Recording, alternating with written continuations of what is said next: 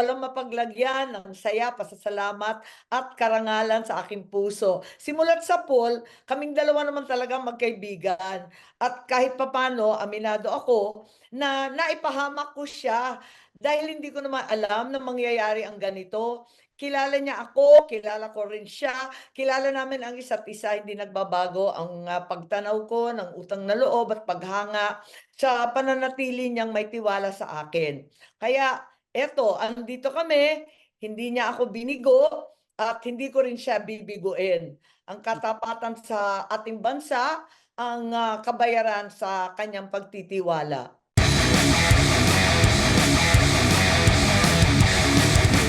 Well, hindi ko naman naisip 'yun. Sa totoo lang, biglaan na lang kami. Pareho kaming, nakalimot na may kampanya pala. Kaya't, eto nga, nung dumating siya, sabi namin, pagkatapos nung pagpupunta niya sa kanyang abogado, ako naman sa mga hearing, ako naman ay talagang, abalang-abala na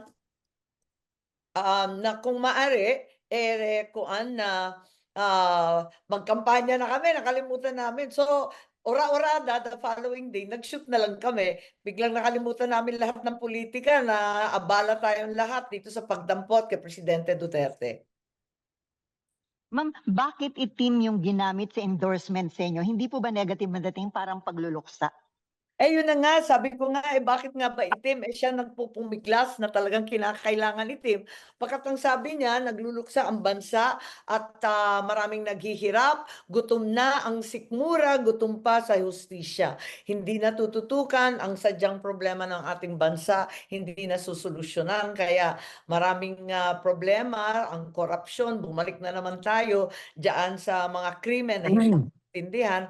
Kaya para sa kanya, luksa daw. Nag-iisip nga kami ng maigi kung paano gagawin, pero nagawa naman ng paraan at yung itim, simbolo na ipaglaban ang tama, itama ang mali.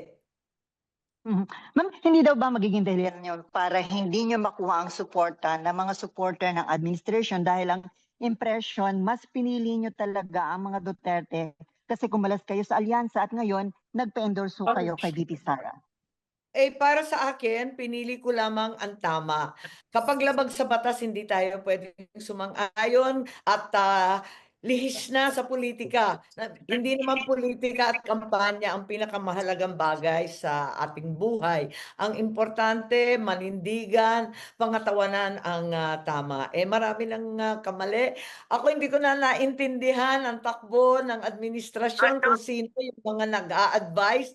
Nahihirapan na ako kasi hindi tinututukan ang tunay na problema ng napakatataas na presyo, ang kakulangan sa pagkain at trabaho. Sana tutukan naman yun. Ang napakahirap ng sitwasyon na nagkakasakit at namamatayan. Kaya sana bumalik tayo sa ating katungkulan na ibsan ang kahirapan ng ating mga kababayan. Ma'am, with the endorsement of Bibi Sara, sa tingin niyo daw po ba makukuha niyo yung suporta ng mga pro-Duterte, mga DDS? Kasi may ilan din na mga binabatikos kayo, like si Hanilet, ang sabi in the investigation nyo about the arrest and surrender of former President Duterte, parang ang term niya, paek-ek lang.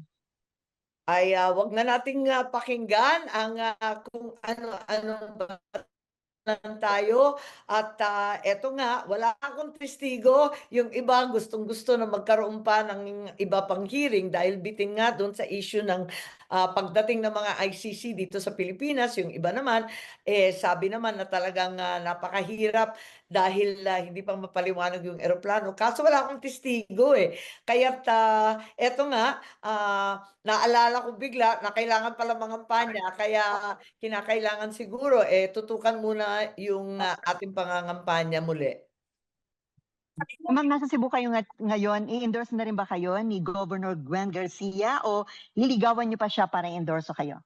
Hindi, nandito ako dahil 50th anniversary ng Kabataang Barangay, ang sinaunang SK na itinatag ko. Kaya nandito ako, nagtitipon-tipon kami. Nagkataon lang Cebu ang tropa at dito kami nagkaisa. Masaya naman Mm. dahil magkikita-kita kami mga dati. Marami na rin sumikat. Sina Secretary Conrad, si Secretary Gibo, maraming gobernador, dito Albano, marami kung sino-sino. Mhm. At panghuli na lang, ma'am. So mag-e-effort pa po kayo para makuha yung endorsement ni Governor Gwen Garcia?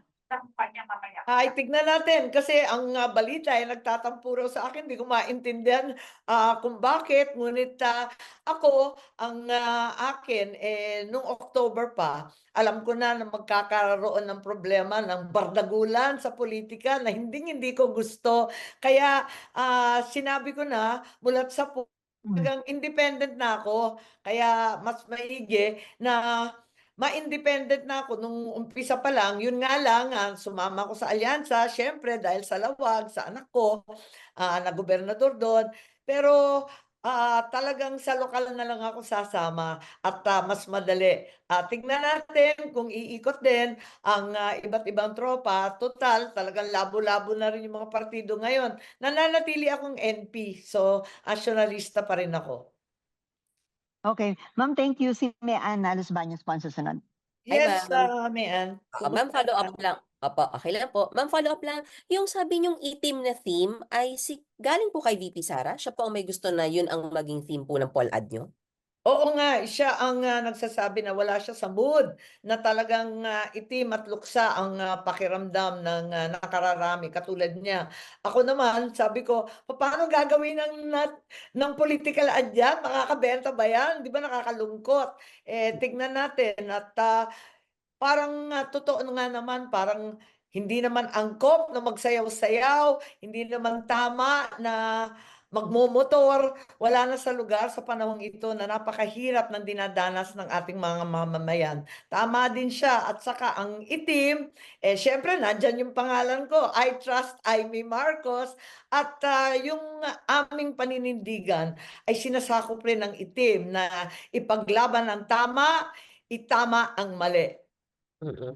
Ma'am, sabi niyo madalian lang tong shoot na to no nung pag-uwi Totoo, oo. dahil.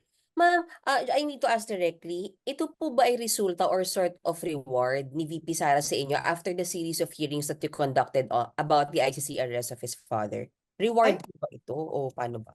ay, hindi ko naisip yun, hindi rin niya naisip. Talagang nag-uusap na kami noon pa. Sabi niya, tsaka na ang mga ngampanya, ayoko nang umikot nitong eleksyon na to. Pero yun nga, nung pabalik niya sa Hague, inutusan niya ata sila ni Senator Robin, ni Presidente Duterte na mga kampanya at tulungan ng mga kasangga.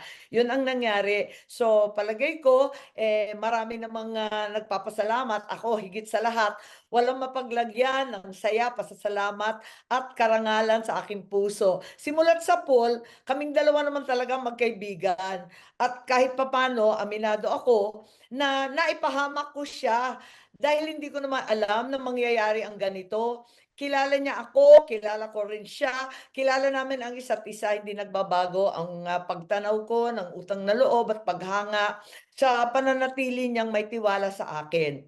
Kaya eto, andito kami, hindi niya ako binigo at hindi ko rin siya bibiguin. Ang katapatan sa ating bansa, ang kabayaran sa kanyang pagtitiwala. So ma'am, itong political ad na to, endorsement na to, born out of your long-time friendship with Oo her. naman, na hindi naman nagbabago. Kung minsan, nayayamot siya sa sinasabi ko, ako naman nagalit din sa kung minsan nagsasabi siya, para lang kaming kaibigan pero hindi nagmamaliw. Parating pareho, parating consistent. Ma'am, isa pa sa akin, hindi po ba kayo nag-worry baka mas lalong lumala yung rift between you and PBBM because of this political ad highlighting yung mga problema ng kanyang administrasyon? Palagay ko ako na yata ang nag-highlight noon pa, eh. Hindi naman ito bago, talagang, ilang beses ko na. Hindi pa na-inaugurate yung aking kapatid, abala na ako sa smuggling at sa sitwasyon ng acting mga magsasaka. Abala na ako sa presyo ng mga bilihin at, sa kakulangan ng maayos na trabaho dahil walang investor kapag, ganito tayo kagulo.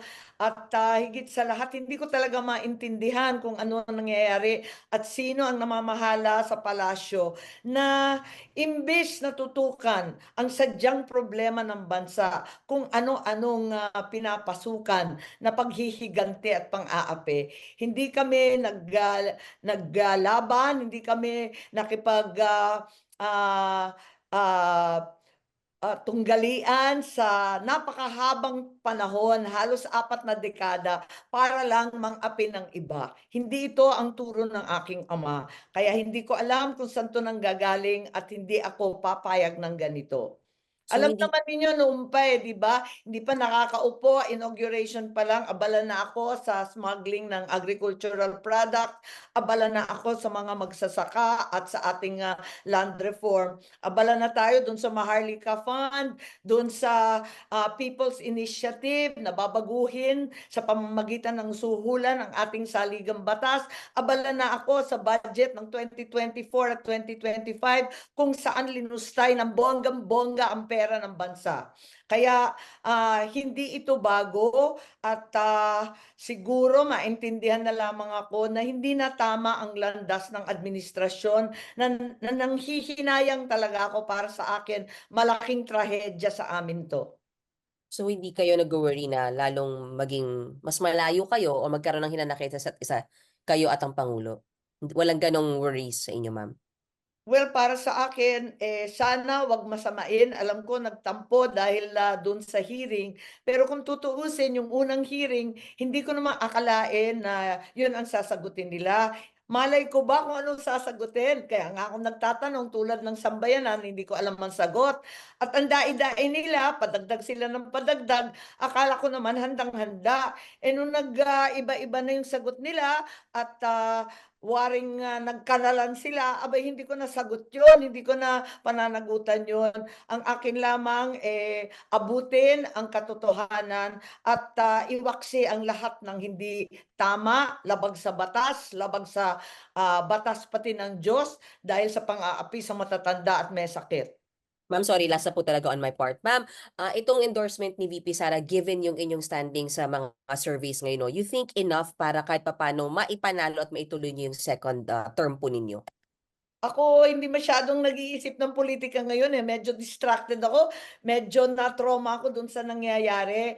Hanggang ngayon di ko pa rin talaga maintindihan bakit kinakailangan durugin ang hindi kaalyado, na kaalyado naman sa umpisa. Di ko talaga maintindihan samantalang ang bansa ay, nagdurusa sa napakatataas na bilihin, kakulangan ng trabaho, mga problema sa krimen, sa droga, sa korapsyon.